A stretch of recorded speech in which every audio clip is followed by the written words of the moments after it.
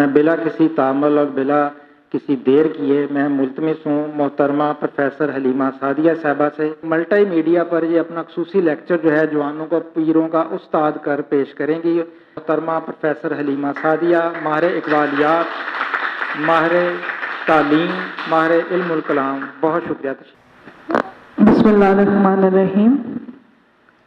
معزز حاضرین کرام السلام علیکم. میں نظریہ پاکستان کی جانب سے آپ سب حاضرین کرام کو خوش آمدید کہتی ہوں. ہماری آج کی جو تقریب ہے اس میں ہم آپ کی ملاقات کروائیں گے اس نابغہ روزگار ہستی سے جنہیں ہم شاعر مشرق علامہ محمد اقبال کہتے ہیں. پہلے ایک دفعہ اپنی تالیوں میں ان کا استقبال کیجیے. آج وہ یہاں پر ہم سب کے ساتھ موجود ہوں گے. آج کی میری پریزنٹیشن کا عنوان ہے حیات اقبال چند جھلکیاں. علامہ سر محمد اقبال 9 نومبر 1877 کو سیالکوٹ میں پیدا ہوئے. آپ کے جد اعلیٰ قریباً 225 سال پہلے مسلمان ہوئے اور کشمیر سے ترک وطن کر کے سیالکوٹ چلے آئے. اقبال اس لحاظ سے خوش نصیب تھے کہ انہیں نیک اور دیندار والدین کی تربیت سے فیضیاب ہونے کا موقع ملا. آپ کے والد محترم کا نام صوفی نور محمد تھا جنہیں ان کے دوست ان پڑھ فلسفی کہا کرتے تھے کیونکہ انہوں نے باقاعدہ تعلیم حاصل نہیں کی تھی. ابتدا ہی سے صوفی نور محمد صاحب علم دوست علماء اور نیک لوگوں کی صحبت میں رہے. اس لیے ان کی اخلاقی پاکیزگی اور دینداری کے سبب لوگ ان کا بہت احترام کرتے تھے. علامہ اقبال کی والدہ محترمہ امام بی بی بھی علم سے بے بہرہ ہونے کے باوجود نہایت دانشمند اور ہر دل عزیز خاتون تھیں. شیخ نور محمد درزی کا کام کیا کرتے تھے اور عموماً برقعوں کی ٹوپیاں سیا کرتے تھے جو اپنی خوشنمائی اور مضبوطی کی وجہ سے بہت مقبول ہوئیں. یہاں تک کہ شیخ صاحب کو متعدد خیاط ملازم رکھنے پڑے. شیخ نور محمد صاحب کے ضعیف ہو جانے کے بعد یہ دکان ان کے داماد نے سنبھالی. شیخ نور محمد کے ہاں 2 لڑکے ہوئے. بڑے صاحبزادے شیخ عطا محمد، آپ ان کی تصویر دیکھ رہے ہیں، اور چھوٹے صاحبزادے شیخ محمد اقبال یعنی حضرت علامہ. ان کے علاوہ 3 لڑکیاں بھی تھیں. علامہ کے بڑے بھائی شیخ عطا محمد نے معمولی تعلیم پائی. پہلے وہ فوج میں بھرتی ہوئے لیکن بعد میں ملازمت ترک کر کے لڑکی انجینئرنگ اسکول میں داخل ہو گئے جہاں سے امتحان پاس کر کے وہ اوورسیئر ہو گئے. انہوں نے کافی روپیہ کمایا اور اقبال کو یورپ میں اعلیٰ تعلیم دلوائی.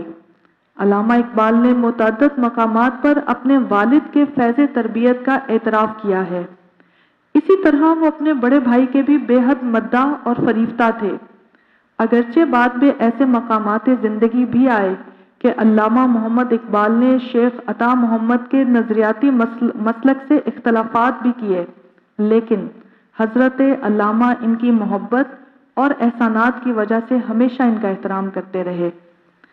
علامہ اقبال کی والدہ کے کردار کا بھی ان پر گہرا اثر تھا.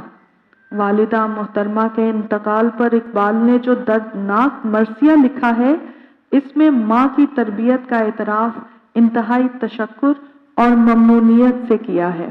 علامہ اقبال کی ابتدائی تعلیم عام مسلمان بچوں کی طرح قدیم طرز کے مکتب میں ہوئی. پھر مشن اسکول سیالکوٹ میں داخل ہوئے. وہ ابتدا ہی سے ذہین و فطین تھے. چنانچہ انہوں نے 5ویں جماعت کا امتحان وظیفہ لے کر پاس کیا اور مڈل کے آخری درجے میں بھی وظیفہ حاصل کیا. آپ کی تعلیم کے حصول میں مولانا سید میر حسن نے ابتدا ہی سے نہایت اہم کردار ادا کیا. اقبال نے عربی اور فارسی میں مکمل عبور میر حسن کی زیر نگرانی حاصل کیا. مولوی میر حسن کا کمال یہ تھا کہ جو لوگ ان سے عربی یا فارسی کی تعلیم حاصل کرتے تھے ان کی طبیعت میں وہ اس زبان کا نہایت صحیح مذاق پیدا کر دیتے تھے. اقبال کو دینی اور اخلاقی تربیت والدین سے مل چکی تھی. علمی اور ادبی تربیت ان کے استاد نے کی. چنانچہ اسکول کے زمانے سے ہی ان کی شاعری کا آغاز ہوا اور اس پر جلا استاد کی صحبت نے کی۔ اقبال اپنے استاد کا احترام کرتے تھے کہ جب حکومت نے انہیں سر کا خطاب دینا چاہا تو اقبال نے یہ شرط رکھی کہ پہلے ان کے استاد محترم کو بھی خطاب سے نوازا جائے۔ آپ سب نے سنا ہے نا، بادم بامراد۔ تو اقبال نے کہا کہ پہلے میرے استاد محترم کو خطاب سے نوازیے، پھر میں کوئی سر کا خطاب وصول کروں گا۔ چنانچہ حکومت نے ان کی اس شرط کو منظور کرتے ہوئے مولوی میر حسن کو شمس العلماء کے خطاب سے نوازا۔ بی اے تک تعلیم اقبال نے مشن ہائی اسکول اور مرے کالج سیالکوٹ میں حاصل کی۔ اس کے بعد وہ لاہور بھیج دیے گئے تاکہ تعلیم کے اعلیٰ مدارج طے کر سکیں، کیونکہ اس وقت تک اسکاچ مشن کالج یعنی مرے کالج سیالکوٹ میں بی اے کی سطح کی تعلیم شروع نہیں ہوئی تھی اور وہ مرے کالج کے نام سے موسوم نہیں ہوا تھا۔ اقبال 1895 میں لاہور آئے اور گورنمنٹ کالج لاہور میں داخل ہو گئے، جہاں ہاسٹل کے کمرہ نمبر 296 بلاک بی میں رہائش پذیر ہوئے۔ طالب علمی کے زمانے ہی میں اقبال نے بذریعہ خط و کتابت اس دور کے مشہور شاعر داغ دہلوی سے اپنی چند غزلوں پر اصلاح لی، گویا انہیں اردو زبان دانی کے لیے بھی ایسے استاد سے نسبت پیدا ہوئی جو اپنے وقت میں زبان کی خوبی کے لحاظ سے فن غزل میں یکتا سمجھا جاتا تھا۔ داغ نے اپنے ہونہار شاگرد کی چند غزلیں دیکھ کر کہہ دیا کہ کلام میں اصلاح کی گنجائش کم ہے، اور یوں استاد شاگرد کا یہ رشتہ زیادہ دیر تک قائم نہ رہ سکا، البتہ اس کی یاد دونوں طرف رہ گئی۔ جہاں ایک طرف اقبال نے داغ کی شاگردی پر فخر کا اظہار متعدد مقامات پر کیا اور ان کے انتقال پر ایک مؤثر مرثیہ لکھا، وہاں دوسری جانب اس بات پر فخر کرتے رہے تھے کہ اقبال بھی ان لوگوں میں شامل ہیں جن کے کلام کی اصلاح انہوں نے کی۔ گورنمنٹ کالج لاہور میں داخلے کے وقت اقبال نے جو مضامین اختیار کیے وہ انگریزی، فلسفہ اور عربی تھے۔ 1897 میں انہوں نے بی اے کا امتحان درجہ دوم میں پاس کیا اور عربی میں اول آنے کی وجہ سے 2 طلائی تمغے حاصل کیے۔ انہی دنوں پروفیسر تھامس آرنلڈ علی گڑھ کالج سے قطع تعلق کر کے گورنمنٹ کالج لاہور میں فلسفہ کے استاد مقرر ہو گئے تھے۔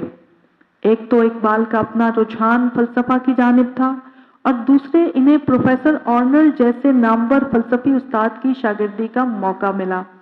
چنانچہ اقبال نے 1897 میں ایم اے فلسفہ میں داخلہ لے لیا۔ پروفیسر آرنلڈ اقبال کی صلاحیتوں سے ایسے متاثر ہوئے کہ اپنے احباب سے کہا کرتے تھے، ایسا شاگرد استاد کو محقق اور محقق کو محقق تر بنا دیتا ہے۔ شاگرد اور استاد میں یہ رشتہ اخوت بعد میں بھی قائم رہا۔ ان دنوں ایم اے کا امتحان 1 سال میں ہوا کرتا تھا۔ علامہ اقبال نے 1898 میں امتحان نہیں دیا بلکہ اس سے اگلے سال یہ امتحان پاس کیا۔ امتحان میں کامیاب ہونے والے واحد امیدوار تھے، اس لیے صوبے بھر میں اول قرار پائے اور خان بخش، نواب علی بخش میڈل سے نوازے گئے۔ ایم اے کی ڈگری حاصل کرنے کے بعد اقبال اورینٹل کالج لاہور میں تاریخ، فلسفہ اور سیاست مدن کے مضامین پر لیکچر دینے لگے۔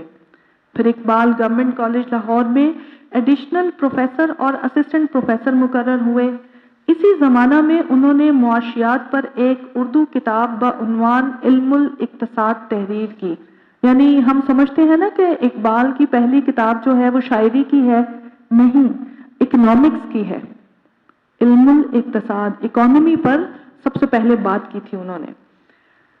1901 میں اقبال نے ایکسٹرا اسسٹنٹ کمشنر کے عہدے کے لیے مقابلے کا امتحان دیا، جس میں تحریری حصہ میں کامیاب ہوئے، لیکن اس کے باوجود ناکامی کا سامنا کرنا پڑا۔ یہ ناکامی اس لیے ان کو جھیلنی پڑی کہ اقبال میڈیکل ٹیسٹ پاس نہ کر سکے تھے۔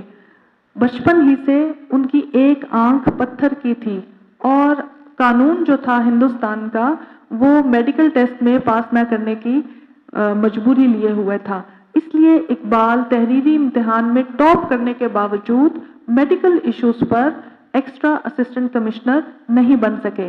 لیکن یہاں میں آپ کو وہ شعر یاد کراؤں گی، تم دیے باد مخالف سے نہ گھبرائے عقاب، یہ تو چلتی ہے تجھے اونچا اڑانے کے لیے. اگر وہ اسسٹنٹ کمشنر بن جاتے تو پھر وہ یورپ کب جاتے، پھر وہ آپ کے اور میرے لیے پاکستان کا خواب کب دیکھتے. تو اللہ رب العزت کو ہمیں جب ترقی دینی ہوتی ہے تو رستوں میں کبھی کبھی مشکلات آ جایا کرتی ہیں. 1904 میں پروفیسر آرنلڈ انگلستان روانہ ہوئے اور ان کی تحریک پر اعلیٰ تعلیم کے حصول کے لیے 1905 میں علامہ محمد اقبال نے ولایت کا سفر اختیار کیا. انگلستان پہنچ کر انہوں نے کیمبرج یونیورسٹی میں داخلہ لیا اور یہاں کے نامور اساتذہ میک ٹیگریٹ، اے جی براؤن، ڈاکٹر نکلسن اور پروفیسر وارڈ سارے سے علمی فیض حاصل کیا. یورپ میں اقبال نے 3 سال گزارے جہاں مندرجہ بالا مذکور تمام اساتذہ اقبال کی لیاقت سے بہت متاثر ہوئے. پروفیسر نکلسن نے تو اقبال کی تحریر کردہ مثنوی اسرار خودی کا انگریزی زبان میں ترجمہ شائع کیا اور اس طرح یورپ کے مفکرین کو اپنے اس نامور شاگرد سے روشناس کرایا. انگلستان میں اقبال نے لنکنز ان سے بار ایٹ لا کیا اور پھر کیمبرج یونیورسٹی سے بذریعہ تحقیقات علمی فلسفہ اخلاق کی ڈگری حاصل کی. اس کے بعد اقبال نے جرمنی کی میونخ یونیورسٹی سے ڈاکٹر آف فلسفی کی ڈگری حاصل کی. پی ایچ ڈی کے لیے ان کا موضوع ایران میں مابعد الطبیعیات کا ارتقاء تھا، یعنی the development of metaphysics in Persia. Germany میں ان کا زیادہ تر وقت ہائیڈلبرگ میں بسر ہوا کیونکہ ایک تو اس یونیورسٹی میں ان کے مقالہ کے متعلق تحقیق کی سہولیات زیادہ تھیں، دوسرے یہ شہر جرمنی کے سیاسی مراکز سے الگ تھلگ نہایت پرسکون تھا. یہاں 2 خواتین پروفیسر، فراؤ پروفیسر ویگناسٹ اور فراؤ پروفیسر سینیشال سے علمی فیض حاصل کیا. یہ دونوں اقبال کو فلسفہ کے مختلف پہلوؤں کی تعلیم دیتی تھیں اور اقبال ان کے علم و فضل سے بے حد متاثر تھے. انگلستان قیام کے دوران اقبال نے اسلام پر 6 پبلک لیکچر دیے جو بہت مقبول ہوئے. 6 ماہ تک لندن یونیورسٹی میں پروفیسر آرنلڈ کے قائم مقام کی حیثیت سے آپ عربی کے پروفیسر بھی رہے اور یوں صرف 32-33 سال کی عمر میں اتنے علمی اعزاز اور ڈگریوں سے مالا مال ہو کر وطن واپس لوٹے. عربی، فارسی، سنسکرت کے علاوہ یورپ کی کئی زبانوں میں مہارت حاصل کی. 27 جولائی 1908 کو وہ لاہور پہنچے جہاں یہ ریلوے اسٹیشن ہے جہاں ان کا پرجوش استقبال کیا گیا. وطن پہنچ کر اقبال نے لاہور میں وکالت شروع کر دی اور ساتھ ساتھ لاہور کے گورنمنٹ کالج میں 18 ماہ تک فلسفہ بھی پڑھایا. کیونکہ کالج کے فلسفہ کے پروفیسر مسٹر جیمز کا انتقال ہو گیا تھا اور ان کی جگہ فوری طور پر کسی انگریز استاد کا انتظام نہ ہو سکا. کالج سے یہ تعلق ذاتی مصروفیات کی بنا پر اقبال نے خود ہی ختم کر دیا. یورپ جانے سے پہلے ان کی شاعری کا دائرہ محدود تھا اور اقبال صرف وطن سے محبت کے جذبات پر مشتمل نظمیں لکھا کرتے تھے اور ان کی بیشتر شاعری اردو میں ہوتی تھی. یورپ سے واپسی کے بعد ان میں تبدیلی آئی. اس کی ایک چھوٹی سی مثال دیتی چلوں. جب یورپ نہیں گئے تھے تو اقبال کہتے تھے سارے جہاں سے اچھا ہندوستان ہمارا، ہم بلبلیں ہیں اس کی یہ گلستاں ہمارا. اور جب یورپ سے واپس آئے تو اقبال نے اسی زمین میں نیا شعر لکھا، کہا چینو عرب ہمارا ہندوستان ہمارا، چینو عرب ہمارا ہندوستان ہمارا، مسلم ہے ہم وطن ہے سارا جہاں ہمارا. تو یہ جو تبدیلی تھی سوچ کی، یاد رکھیے جو نامور ہستیاں گزری ہیں ان کی ایک خصوصیت بڑی خوبصورت تھی، وہ اپنی اصلاح کرتے تھے اور دوسروں کو سکھانے کے لیے اس کا اعلان بھی کرتے تھے. تو یہ بڑی جرأت کی بات ہے. تو اقبال نے پہلے ایک شعر جو بہت مشہور ہوا حمایت اسلام کے جلسوں میں، بعد میں اس کی اصلاح کی. 1928 में इकबाल को अहले मद्रास ने इस्लाम पर लेक्चर देने के लिए मदऊ किया। चुनाचे 1928 में इकबाल ने अंग्रेजी में इस्लाम पर 6 फलसफियाना लेक्चर दिए जो reconstruction of religious thought in इस्लाम के नाम से शाया भी हुए 1930 में। हजरत अल्लामा 1926 में सियासत के मैदान में आए और 3-4 साल में ही अपनी मेहनत, काबिलियत और शोहरत की वजह से इस कदर सियासी वकार हासिल कर लिया कि दिसंबर 1930 में मुस्लिम लीग के इजलास इलाहाबाद के सदर मुंतखब हुए। ये रेयर पिक्चर्स आप देख रहे हैं उस इजलास की। और यहाँ अपने खुतबा सदारत में मुसलमाना ने हिंदुस्तान के लिए एक अलहदा वतन पाकिस्तान का नजरिया पेश किया, जिसे 17 साल बाद कायदे आजम मोहम्मद अली जिन्नाह और दीगर मुस्लिम रहनुमाओं की जद्दोजहद की बदौलत हकीकत में बदलने का शर्फ हासिल हुआ। उस ख्वाब को इकबाल ने 1931 में दूसरी गोलमेज कॉन्फ्रेंस में शिरकत भी की। टेबल को चेयर कर रहे हैं पहले शख्स हैं वो इकबाल हैं। दूसरी गोलमेज कॉन्फ्रेंस लंदन में शिरकत की और कॉन्फ्रेंस से वापसी पर अल्लामा इकबाल ने फ्रांस के मशहूर फलसफी प्रोफेसर बरगसा से मुलाकात की, जिसमें अल्लामा मोहम्मद इकबाल ने प्रोफेसर बरगसा के मशहूर आलम नजरिया वाक़ियत ज़मा पर बात करते हुए जब ये हदीस मुबारका सुनाई कि ज़माना को बुरा मत कहो, ज़माना खुद खुदा है। इस हदीस मुबारका को सुनकर बरगसा कुर्सी से उछलकर आगे बढ़ा और ताज्जुब से पूछने लगा, क्या ये सच है? इसके साथ साथ इस सफर की एक अहम यादगार इकबाल की मसूलिनी से मुलाकात है जो रोम में हुई। इकबाल ने स्पेन जैसी तारीखी सरजमीन का सफर भी किया और इस्लाम की कदीम रूहानी यादगार मस्जिद कुर्तुबा की तामीरी अजमत से खासे मुतासिर हुए और उन्होंने इस पर एक बुलंद पाया नज्म लिखी जो मस्जिद कुर्तुबा के नाम से इकबाल के उर्दू कलाम में शानदार इजाफा करार पाई। मस्जिद कुर्तुबा जो 600 साल से बंद थी, अल्लामा इकबाल ने उसके ताले खुलवाए और उसमें ये नवाफिल अदा किए जो आपने अभी 2 तस्वीर देखी हैं। अल्लामा इकबाल स्पेन के तमाम काबिल दीद मकामात की सैर करने के बाद 1932 में वापस आए और 1933 में आपने एक और मुसलमान मुल्क अफगानिस्तान का सफर वहां के हुक्मरान नादिर शाह की दावत पर किया, जो बाज मजहबी और तालीमी उमूर के मुतालिक इकबाल की राय लेना चाहते थे। इस सफर की सबसे अहम मुलाकात नादिर शाह से थी, जिसका जिक्र इकबाल ने अपनी मसनवी मुसाफिर में निहायत पुरअसर अंदाज में किया है। सफर अफगानिस्तान से वापसी के कुछ अरसा बाद ही उस बीमारी का आगाज हुआ जो बिलाखिर 1938 में उनकी वफात पर खत्म हुई। इब्तदा में नज़ला की शिकायत हुई, सख्त खांसी आने लगी, गला बैठ गया। दिल्ली के नामवर तबीब हाफिज अब्दुल वहाब साहब अल मारूफ हकीम नाबीना से इलाज कराया। वफात से चंद रोज कबल मर्ज इतनी शिद्दत पकड़ गया कि दिल के दौरे पड़ने लगे और डॉक्टर्स ने वफात से 1-2 रोज कबल ही हालत की तशवीशनाकी का बता दिया। आपके बड़े भाई शेख अता मोहम्मद ने आपकी तसल्ली के लिए कुछ कहना चाहा तो इकबाल ने फरमाया, मैं मुसलमान हूं, मौत से नहीं डरता। और फिर ये शेर सुनाया, निशाने मर्द मोमिन बातू गोयम, निशाने मर्द मोमिन बातू गोयम, चू मर गायद तबस्सुम पर लबे उस्त। कि भाई मैं तुम्हें मर्द मोमिन की निशानी बताता हूं कि वो ऐसी जिंदगी गुजारता है अल्लाह के हुक्मों के मुताबिक कि जब मौत आती है तो अपने अल्लाह से मिलने के तसव्वुर की वजह से उसके होंठों पर मुस्कुराहट आ जाती है। 21 अप्रैल 1938 को इकबाल ने लाहौर में इंतकाल फरमाया और बादशाही मस्जिद की सीढ़ियों के बाएं जानिब दफन हुए।